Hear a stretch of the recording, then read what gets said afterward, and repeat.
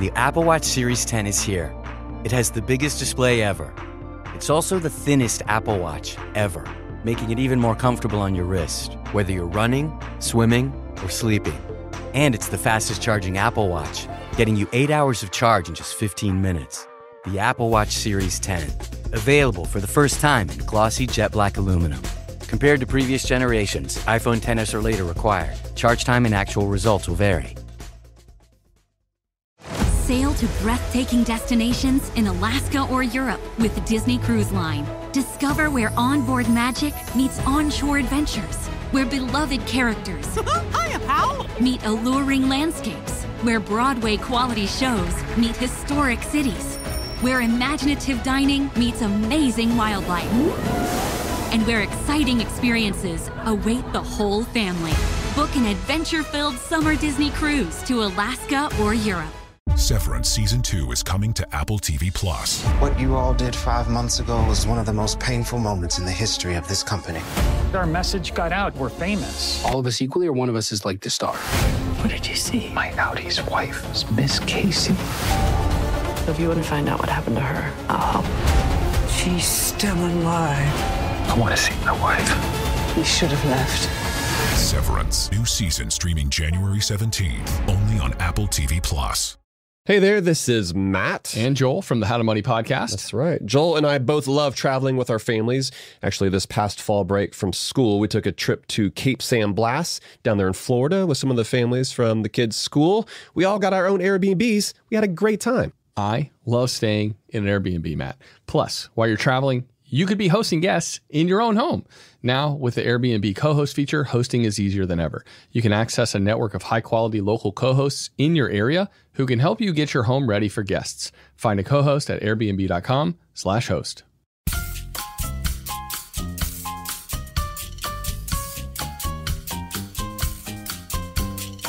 Hi, everyone. I'm Rachel Zoe, and you're listening to Climbing in Heels for your weekly dose of glamour, inspiration, and, of course, fun. I've been waiting to speak with our guest today for so long because I have such huge admiration for her and the beyond incredible work that she does to help so many people. The wonderful, and I'm going to say prolific author, spiritual teacher, motivational speaker, podcast host, and more, Gabby Bernstein is on the show today. I'm sure you've heard of her. Gabby is about to release her 10th book titled Self-Help on December 31st. And today she's giving a real look into the very intense past that shaped and created the woman she is and the massively successful business that she has built.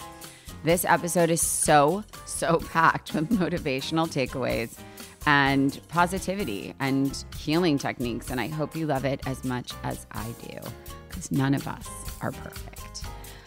There's so much to get into, so let's jump right in.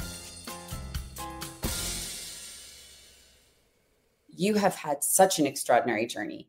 And sometimes I touch just a minute on the journey, on the beginning, but your beginning is so important. It's so paramount to like who you are and how you chose your journey and what you wanted to be. So I want to go back and I want to talk about like where you grew up, how you grew up, because I think it matters so much here. I grew up in Westchester, and I grew up really spiritual. So similar to you, Rachel, I'm not religious. I was brought up Jewish, but I'm not really religious. Same. But I was brought up in a home where spirituality was very natural, was part of the conversation. My mother visited ashrams and my mother would meditate. And I also was very drawn to the spirituality of Judaism. So I was very active in the youth group, and I would lead these weekends of spiritual leadership. And I was the president of the regional youth group. And which is amazing, by the way, because I feel like then, because this was some time ago. I mean, you're only 20, but it was a minute ago. It was a minute ago, yeah. This was not like we live in LA now and people do these types of things. Or if you were doing those things, it was like, oh, you're a hippie from Woodstock and like completely. Ashrams. And like, it wasn't something that was, I think, taken very seriously by most people. Totally. And it was actually something I was kind of ashamed of. I was like, sort of, my mom's a weird hippie. Right, Right. And why am I being named by the gurus? And, when other kids were having just normal life experiences. Right. So, but that spiritual seed was planted because we learn by experience and we learn from what we pick up around us. And so seeing my mother go into a room totally stressed out and then smelling the incense and listening to the chants coming out of the room and then seeing her come out in a different energy was what I knew. I was really drawn to that. And so as a young teenager, I was struggling with depression and anxiety, and I asked my mom to teach me how to meditate. And very quickly, I was not only drawn to the practice, but experienced my own spiritual connection. And I experienced the physical sensations of being connected to spirit. And so, I know you are familiar with a lot of mediums, and at the time I didn't realize that, but that was my own mediumship. It was my ability to connect to the spiritual realm. So I'd feel it through my extremities, or I'd feel just a calmness come over me, and I wouldn't feel alone. I felt like there was a spiritual presence around me. And that was very, very soothing to me. And it really carried me in some of my darkest moments in my life. And truly, I just kind of turned my back on that spiritual connection in my late 20s and in my early 20s, excuse me, into college and into my early 20s. I just started looking for that outside of myself and becoming quite addicted to the outside world's perception of me, and addicted to relationships, addicted to being seen, addicted to feeling good enough. And then also that addiction of work addiction and trying to prove myself to the world. And this is all in my early 20s, 20, 21, 22. So you already graduated. You were already out of college at that point. When I was out of college, I went hardcore into let me prove myself to the world, let me feel seen, because so much of my inner experience was feelings of inadequacy and feelings of not being good enough, feelings of being unsafe, needing to feel in control, to feel safe and to feel good enough and to feel safe in the world. Of course. And my first job out of school was I've never had a job, actually. I've always been an entrepreneur. I had one. Yeah, like I think I interned for somebody once. Yeah. A joke. So the career started right away, right out of college. I'd been promoting parties, right? So I'm sure you're very familiar in the early days. I like go in the nightclubs and say Gabby at the door, and I learned really young. So wait, hold on. I want to rewind for 1 second. I want to ask you a question. So first of all, you haven't mentioned your dad. Was it just you and your mom? Were you raised by a single mom, or are you just different? My parents were divorced, so I went. Okay. Because that's important, because a very common thread on Climbing in Heels since I started it is a lot of these incredibly successful, powerful women come from a single mother. I might as well have, yeah. So well, it's interesting though, but also as girls, I mean, I think very often we look at our moms, especially in adolescent years, and go, bitch, you're crazy. Like, I am not listening to you. I'm doing the opposite. What are you doing? You're so wrong.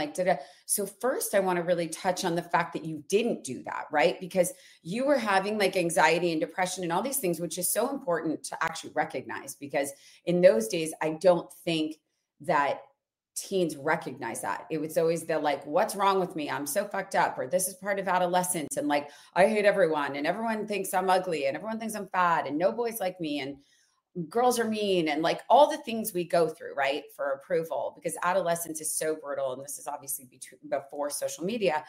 But what's very interesting to me, having been a teen girl with like a degenerate boyfriend and the whole thing, like I'm fascinated by the fact that you touched on your spirituality and went with it and like followed what your mom was doing, instead of being like, you weirdo, what are you doing? This shit doesn't work. I think it was really out of desperation, because right.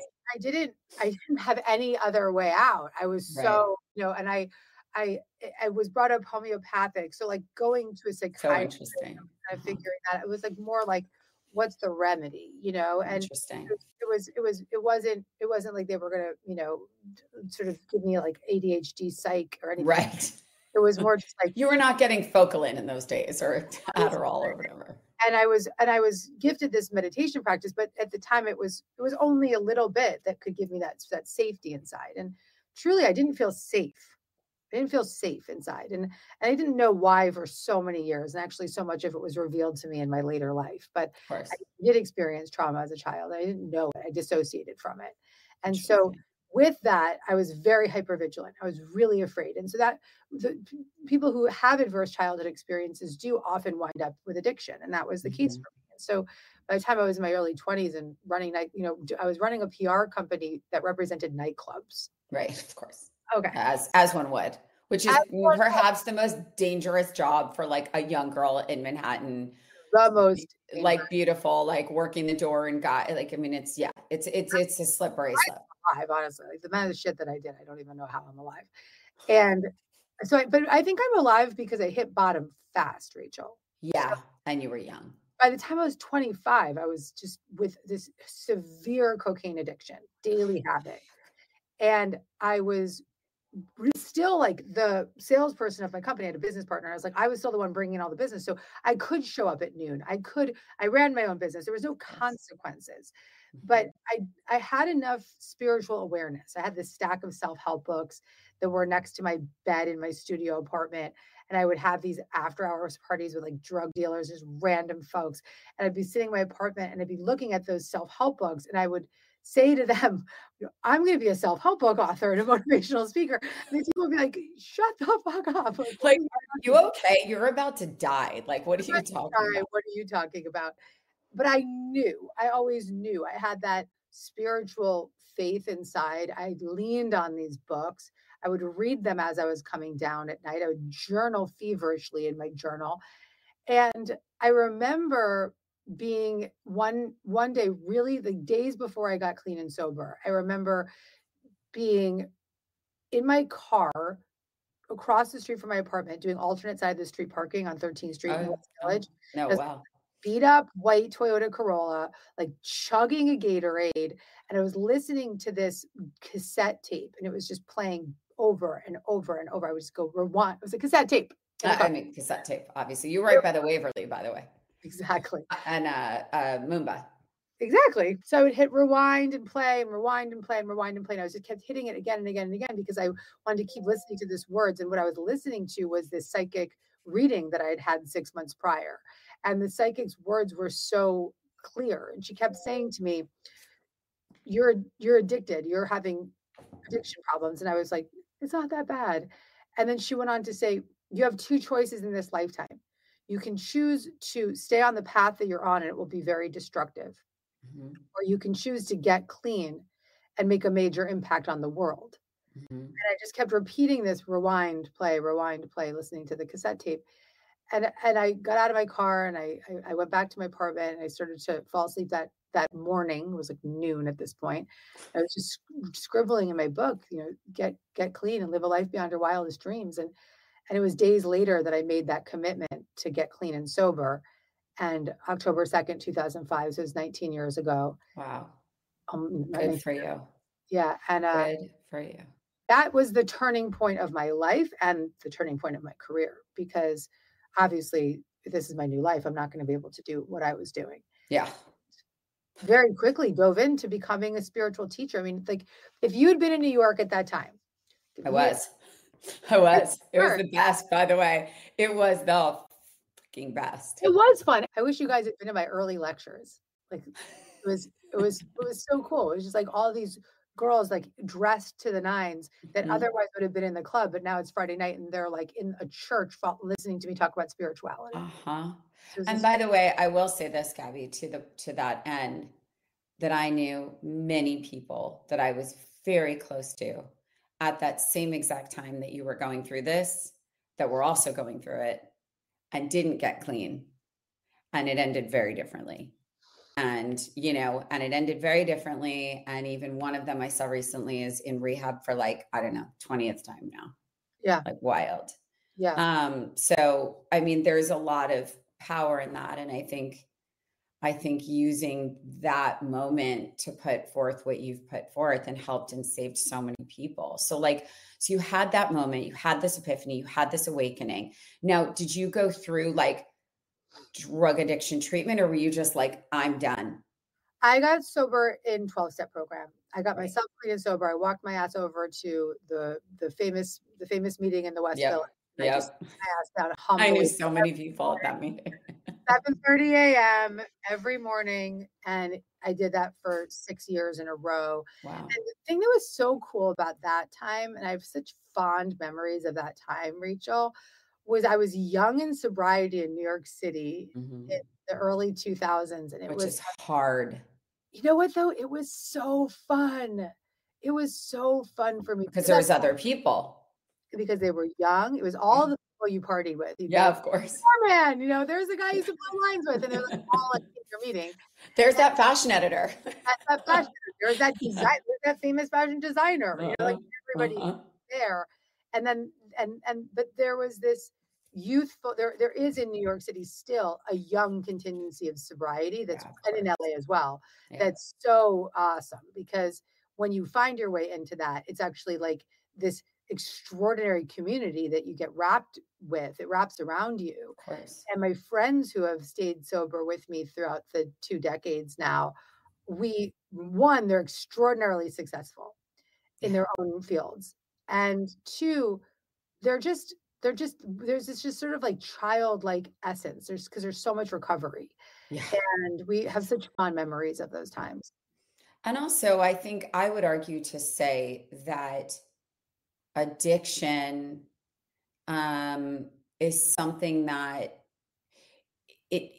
well, first of all, it doesn't discriminate, right? Like it really doesn't discriminate. I think we know that. And I think when you're surrounded by people that are just like you, it's not like, no, wait, that happens to them. It's like, no, that happened to me. And it happened to this person that is really a lot like me. And I think when you have that epiphany, it makes, I think, that journey a little bit, I don't want to say easier, but I think you have friends, right? Like fellowship, you'll hear 12-step addicts talk about the fellowship is what saves them because, when you're early in sobriety, you might not know what a higher power is to you. You might not resonate with it, but you have the community, and the community can save you. And in my case, it did.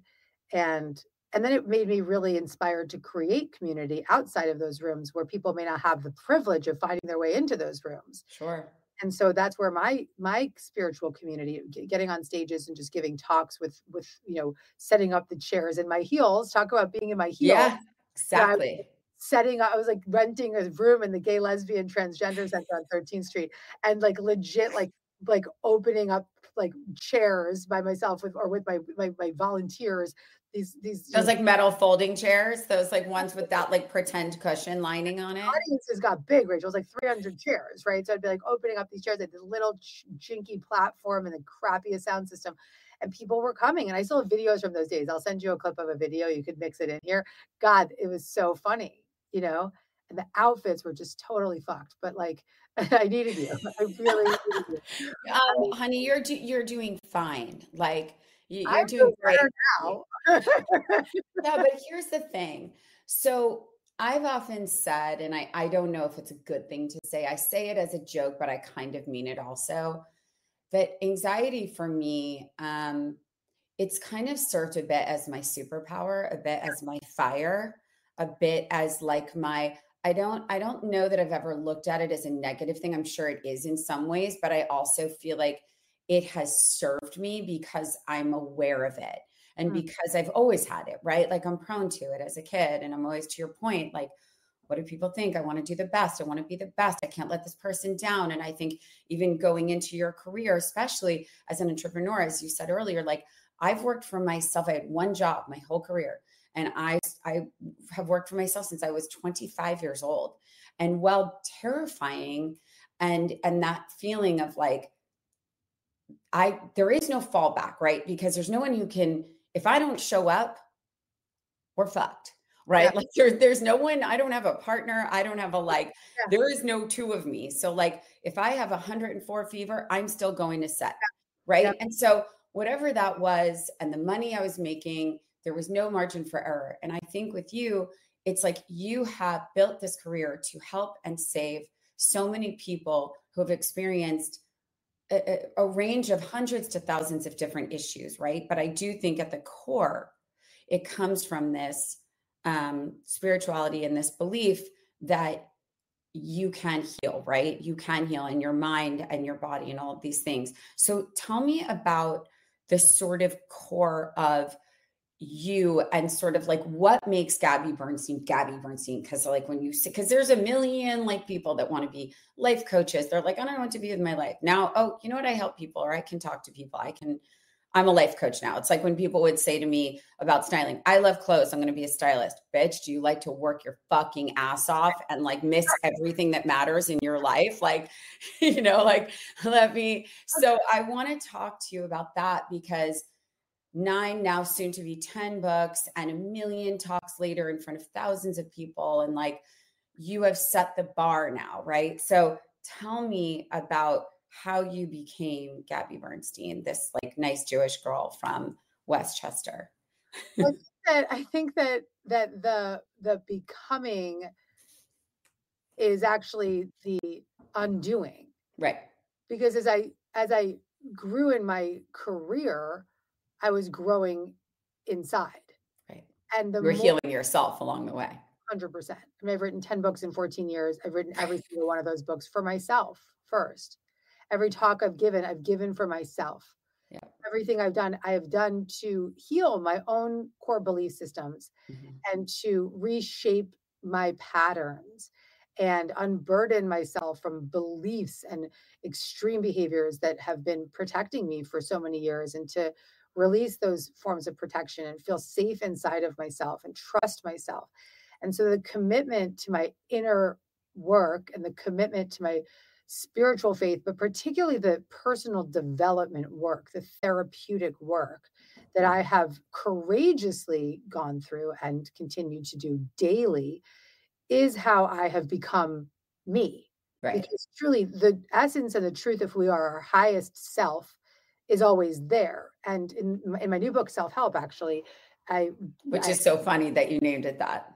Yeah. Right? Was that was a little tongue in cheek, I feel like. It is, because what it's about is accessing your highest self as your internal parent to heal all those younger parts of yourself that have been so burdened for so long.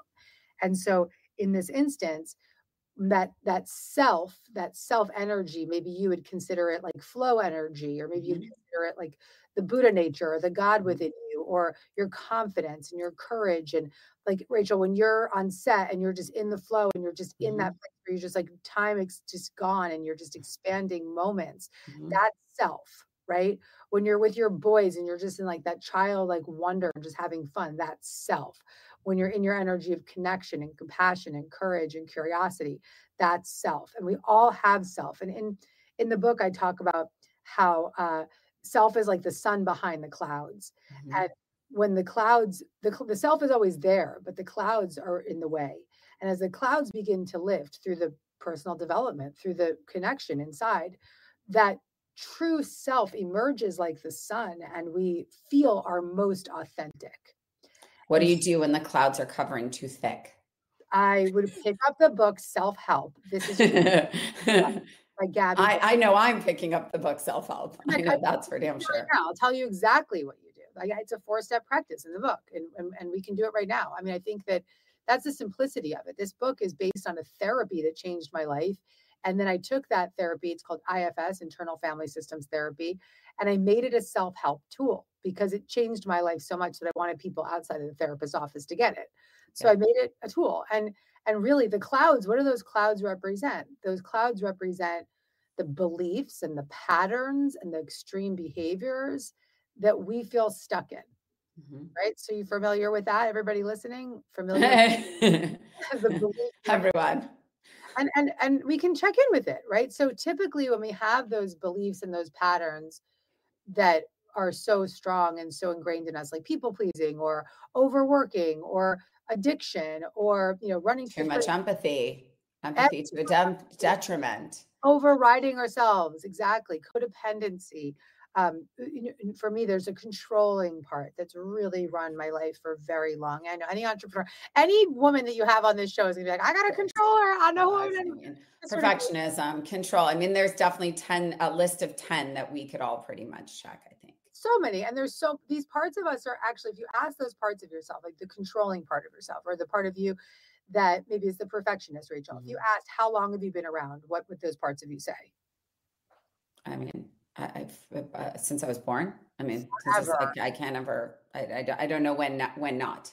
When it hasn't been there, we don't even know. Of course. And so if the work in this book is about witnessing those parts of us that are so extreme that we often can shame and blame, and seeing them actually as protection mechanisms, like coping mechanisms. Yeah, of course. Right? Okay, so you can. It's like, okay, I'm not going to get hurt because I can do this. Exactly. Or like that person can't do that to me because I'm going to use this power that I have. Like, that's exactly right. And so if we've got these protection mechanisms on high alert all the time, the next question is, who are these protection mechanisms? We'll call them protector parts.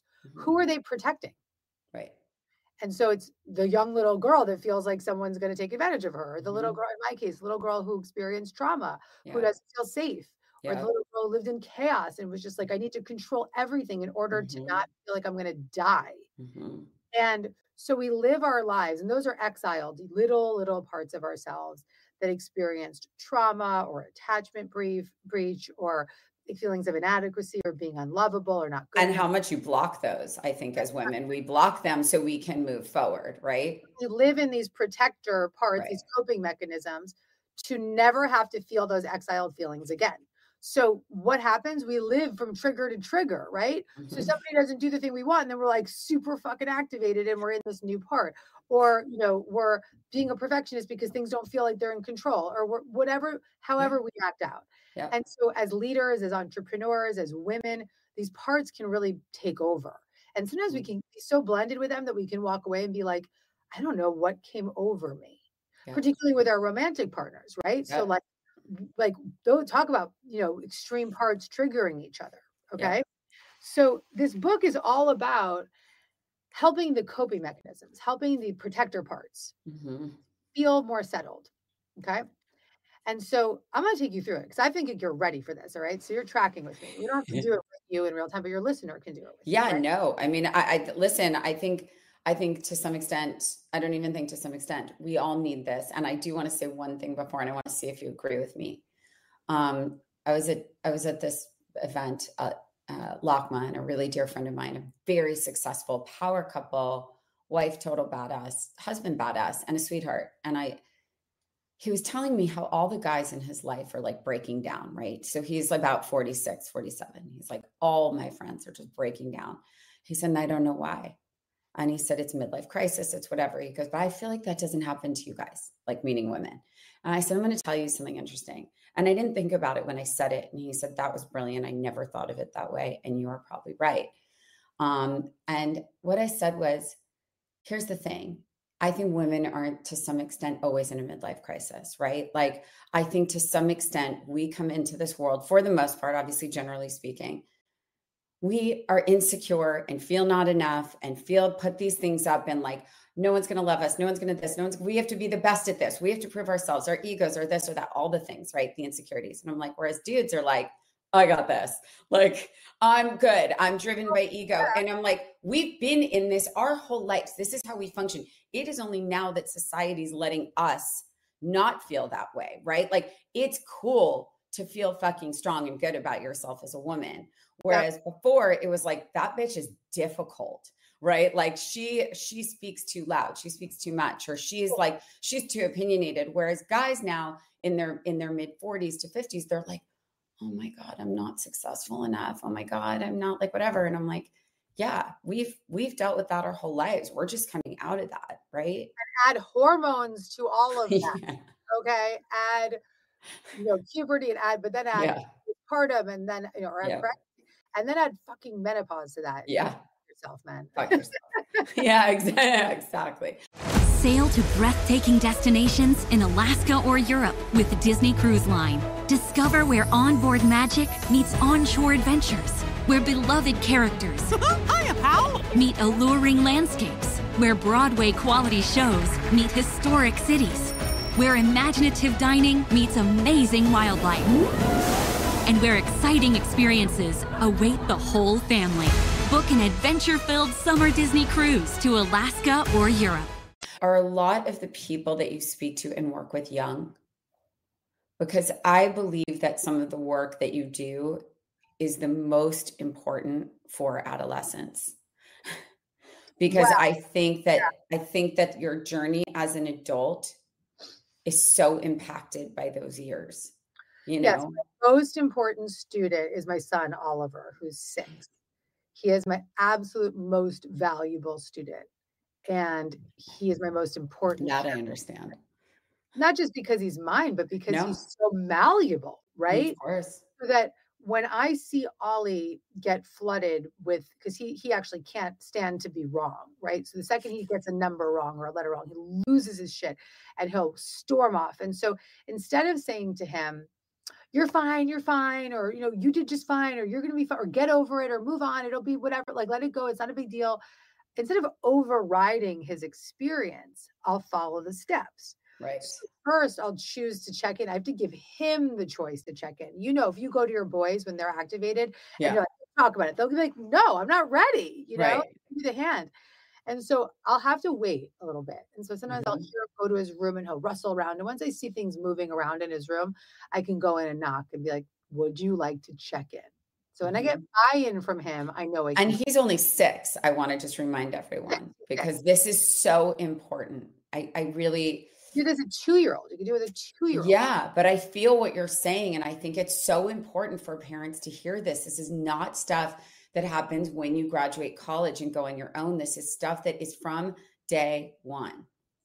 No, if we can help our little people, that's how we save the world. Because 100%. all the drama in our world is just people's activated parts being activated and activated and activated. Yep. That's what we're living in right now. So by helping Ollie have that inner resilience, and he can't connect to that self energy. He needs me to be it for him right now. And if I can be it for him, then he can learn to access that for himself. Yeah. So then I'll just get curious, you know, like what's going on? What are you feeling? What do you want me to know? And then I'll ask, what do you need? And he'll be like, I need a hug, or I need space, or whatever he needs. And then I'll see and I'll check in. I'll be like, does he seem a little bit more calm? Does he seem a little connected? Does he seem curious? Does he seem like there's a creative energy going? And once I see the shift in him, then I'll know we can redirect, right? And that's what all those great parenting books will say, like connect and redirect. Right. Connection has to come first. And that connection is through the 4 steps. Right. Now, okay, so internal family systems, can you define that? Like, because that obviously is something you're trying to scream about. Like, what actually does that mean? Because we know what our internal systems are, but what is internal family systems? Is that you're saying those are the triggers and the triggers? Nothing to do with your external family, except for the fact that they might be the triggers that put the feelings there. But it's actually an inner family of parts of who you are. So it's like an inner family of little children inside. Understood. Your self energy is the internal parent, it's the inner leader. And instead of overriding all these young experiences and patterns that have been around for so long, the idea is to befriend them and get to know them and give them some space to reveal what they need so that they can relax. And then when these parts of us relax, more of that calmness can emerge, more of that clarity can emerge, more confidence can emerge. And so it's this practice of witnessing what's happening inside and then checking in with it instead of checking out. And we live our lives checking out. I got this. I'm good. Yeah. I'm going to control over this, or I'm going to eat over this, or I'm going to drink over this, or I'm going to work over this. I'm going to numb out with YouTube over this. And we're just in these patterns, just pushing past, people pleasing over this, whatever it is, because I don't want to feel those feelings. And instead of having to go to the darkest feelings of our life, which we can do in therapy, this practice is just about tending to those protection mechanisms. Yeah. It's so important. It's so interesting because it's so incredibly important because I think, I mean, listen, I'm going to use myself as an example, right? Because I can't speak to anybody else, but I can say that for me, it's that constant, like I grew up in the most loving, like non-traumatizing childhood, right? Like I say that very openly because I understand as an adult how grateful I am for that, right? That does not mean that I'm not fucked up in many ways from God knows what, like, but I guess what I'm saying is that I definitely have lived my adult life and listen, probably my younger life, right? But like with protections, with walls. And everybody's like, how do you do it? How do you go through blah, blah, blah, blah, blah. And they'll list out 10 things I'm dealing with, right? And then like personal shit, work stuff, like kids stuff, whatever it is, right? And I'm like, you just do. I just do. What do you mean? Like, I just do. And they're like, but you seem so happy. And I'm like, well, I am happy, right? Like, I am happy, but like, trust me, I'm internally, I am in like, it looks like a twister, you know, it looks like a massive tornado. And it's like, you know, I've kind of always used that analogy of like, yes, I am happy. Yes, I am together. I'm not like lying to you guys, but at the same time, trust me when I tell you, the inside looks so vastly different than the outside. And I think that's because, to your point, it's living in protections. It's living with walls. It's living with these things that we block. And I always say, I block and tackle. I block and tackle. And that's just internal and external, right? Wow. Even that language, that's so beautiful. I block and tackle, right? Yeah. We're all living our lives, block and tackle, Literally. block and tackle. Everyone listening is going to be like, yeah, me too, in their own ways, right? Yeah. In their own ways. And the thing that's really important for me to say, Rachel, is that these parts of us, while they may be very extreme, they also have had really good roles in our life, right? So my controlling part, I'm working really, really hard to help that part of me calm down and to take on a new role. But listen, she wrote 10 books in 14 years, right? Like your block and tackle has like made a movement and is an icon in your industry. You know what I mean? And like, but what you're saying is exactly why I think as women and many men we know, many incredibly successful men, they're going to say, well, why am I going to try and change that? Right? Because it's working. I'll tell you. But at what point? Yeah, please share that, because I think that's interesting. We'll think like, well, I don't want to lose my edge, right? Mm-hmm. Your fire. Actually, what I want to suggest is that you can just soften your edges. Mm-hmm. So I'll give you my own example, right? Yeah. So the controller has done a lot in 19 years of her career and in 45 years of her life. She's done a lot of good for the world. She has written many books. She's spoken all over the place. She's done a lot for the world. She's created a child, the whole thing. But she's done it in such extreme ways for so long at my own expense. And so I wouldn't have that childlike joy, right? I would miss the joy of like tasting my food or like having fun in the moment and just being present. And so I don't want that controller to stop doing the great work she's doing, but I definitely don't want her to run the show anymore because it's too extreme for me.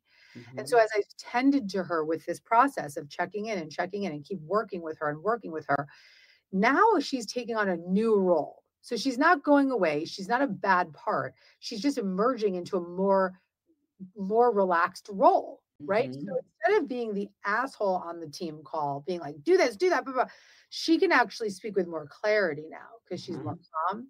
Mm-hmm. And she can say, I'm noticing that things are not working out the way that I would hope. And I need things to be a little bit more organized. And so my expectation is X, Y, Z. And so I'm looking forward to seeing the results. Mm-hmm.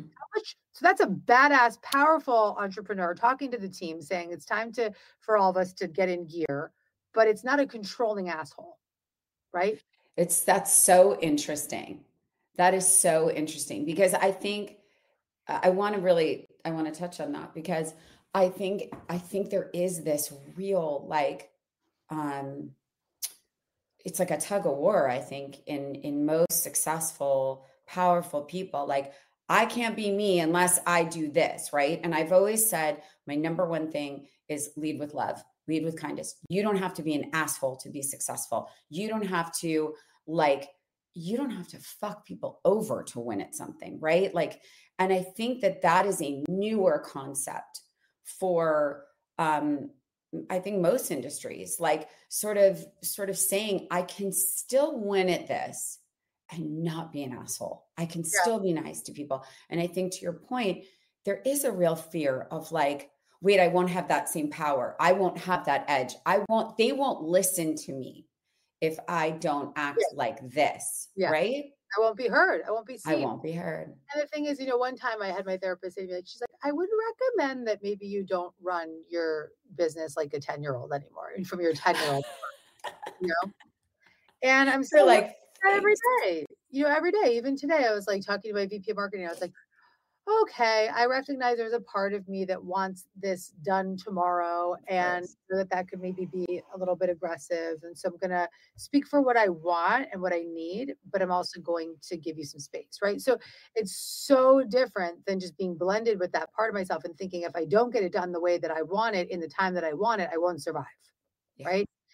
And that's the miracle of this work, is that the more you check in, the more you start to experience that calmness and that connection, and the more clarity you have, and the more creative energy you have. And this new part of you starts to emerge. And what that part of you that's starting to emerge is the childlike part of you that got pushed down for so long. The happy child. The happy child. I was at dinner. That should be by the way, that should be your next book. The happy child. Ooh. Like, Ooh. I mean, you're so prolific at this point. I feel like you could write one by Monday or something. I wrote another one already. I have another one. I'm submitting it in January. So I do want to touch on one thing you said, because you said my therapist, because I think many people would say, well, Gabby, and going to her talks and she is my therapist now, right? And I also want to say that I'm someone who, until very recently, and I've never said this out loud other than to my internal people, I've never been a believer in therapy, right? Yet I have more people in my life that can't breathe without a therapist. They're like, oh my God, I think I have therapy.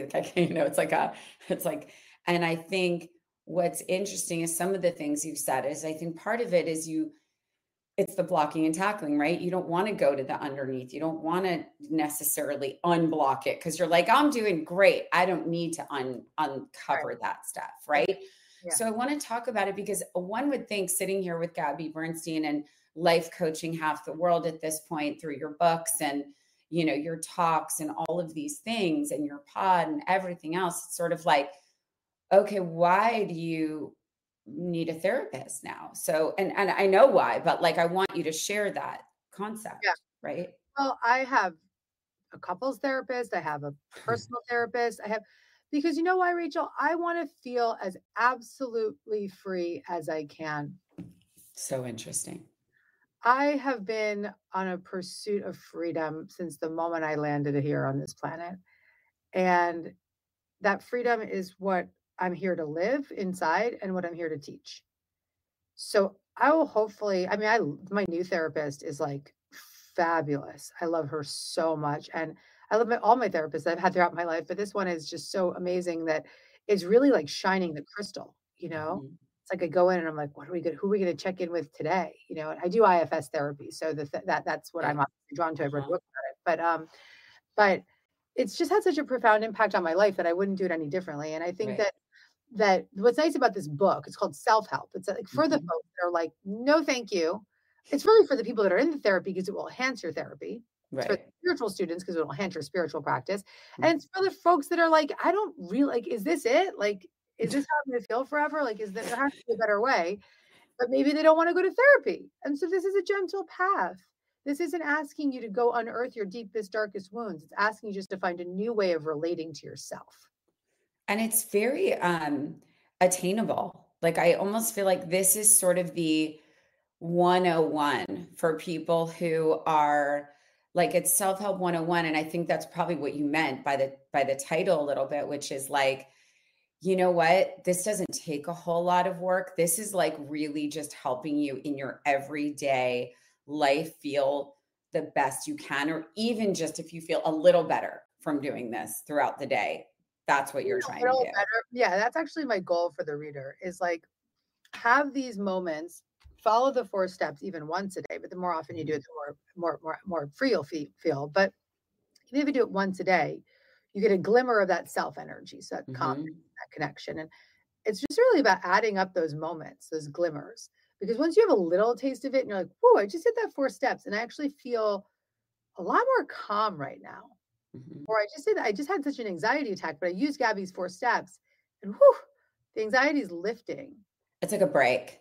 It's a break. And once you have a taste of that, you want more of it. Can I ask you a question? It's in you. I want to ask a question because I could obviously talk to you for 15 hours, but I do have to let you go.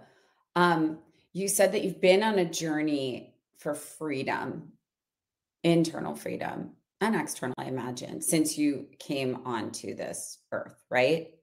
How do you feel today at 45 with 10 books, soon to be 11, God knows the next time we freaking speak to you, helping gajillions of people and, you know, having been through what you've been through, how do you feel on your journey to freedom?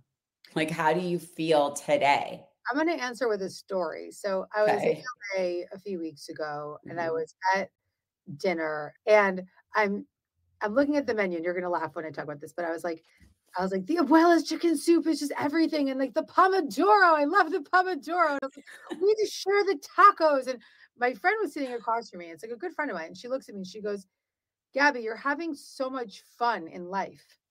Right. Right. I was like, I fell off my chair. I was like, whew, like, who is this Gabby you're referring to? Yep. And it was so true. It was like all of a sudden this like childlike presence was emerging. And I was just like so focused on the Abuela's chicken soup. And it was all I wanted. And I couldn't, there was nothing burdening me. And I was just having fun and so happy to be with these friends and just sitting outside in LA and eating beautiful food and just in childlike wonder. And so the answer is I'm getting to freedom, honey. Isn't that great? And I'm gonna actually say to that over the last like 3 months, I've weirdly had at least 100 people in my life very close to me without knowing, without saying, just going, you feel so light. You look so sparkly. You look so happy. You look so like, you know, like I think to your point, a little more of that spirit, a little more of that light, a little more of that like, and what's interesting, and I think this goes to what you do, is I think we move through life and we don't know how people are taking us in, right? Until they're not taking you in that same way. And they comment on, and when it was not one person, but I kid you not, it's been at least 100. And some know what's going on in my life, some don't, but they just all made the same comment. And it was the weirdest awakening for me because I was like, wow, that's fucking wild, because who knew that anyone could feel what I was feeling, right? Who knew what I was holding? Who knew what I was carrying, you know?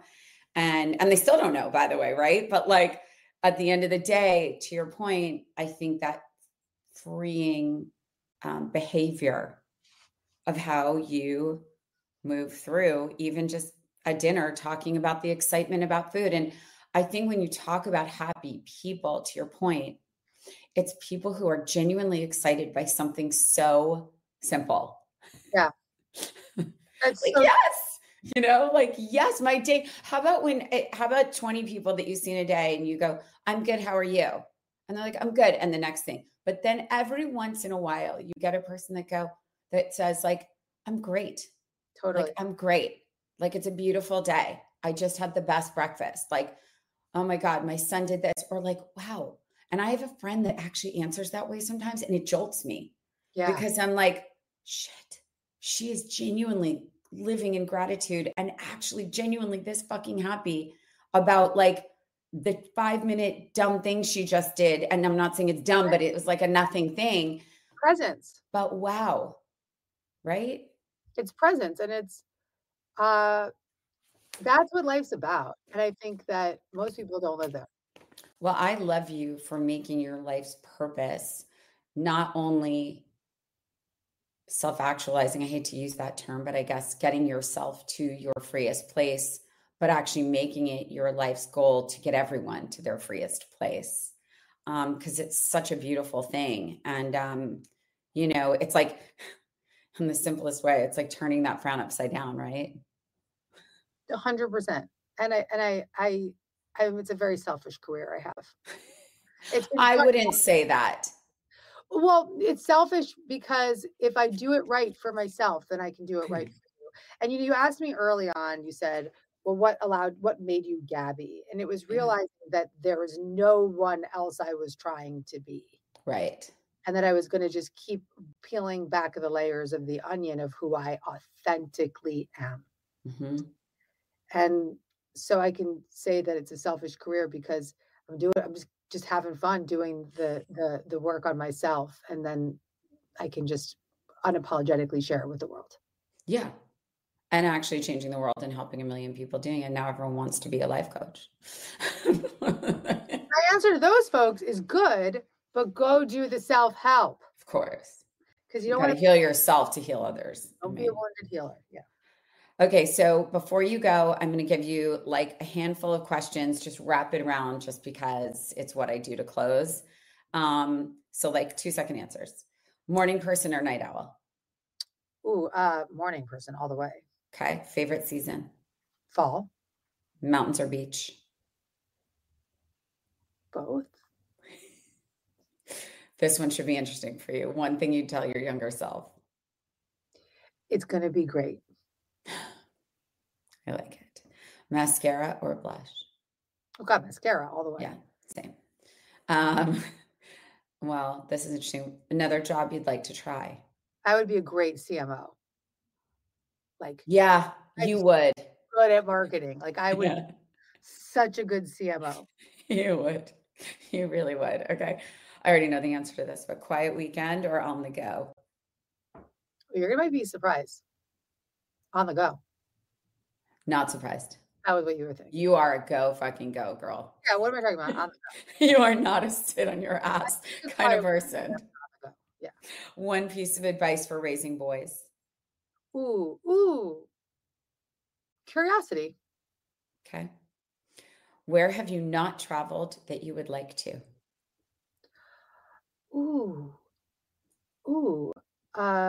Japan. Interesting. Both of my kids are dying to go to Japan. They ask me every single day. Ask permission or ask for forgiveness? Forgiveness. Same. Call or text? Call. See, I knew you were going to say that because that's you. Of course, call. Biggest pet peeve? People being late. Oh, hate it. Not acceptable to me. Heels or flats? I prefer heels. Heels. Okay. A smaller heel, a boot. Well, I'm so excited. I'm so excited for your next book. Everyone run and get it. I'm sure you already have Gabby's first 9. And soon, we'll be able to get an 11th. But I think this one is definitely one for everyone. And I think we all need it, whether we admit it or not. And it doesn't matter how much you think you have your shit together. We all don't. And I think we all should be on the journey to feel as best as we can. And not everyone's ready for it, but hopefully self-help will be the first step in all of it. Gabby, you are the best. I can't wait to talk to you more. I can't wait to see you more.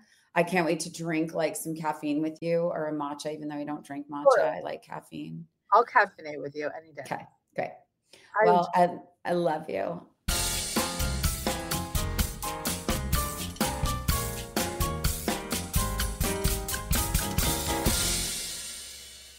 Thank you so much to Gabby for coming on the pod today. She is so beyond special. I could have had this be like a special, like 4-hour, 4-part pod series. Honestly, I love talking to her about every single book she's written and why, and every lecture she's given for so many people. She really says is for herself and still on her healing journey and her ultimately like endless journey to freedom and like self-freedom. It's really incredible because I think as humans, we're flawed. And I think it's how much we want to tap into flaws that might ultimately be our superpowers or things that are so deeply buried that they might be holding us back from doing certain things. This was such a good episode, certainly one of my favorites that could have kept on going. I want to thank you so much for listening to Climbing in Heels. If you haven't already, please subscribe to the show on Apple Podcasts, Spotify, the iHeart app, or wherever you get your podcasts. So don't miss a single episode this season. And be sure to follow me on Instagram at Rachel Zoe and the show at Climbing in Heels Pod for the latest episodes and updates. I will talk to you soon. Mwah.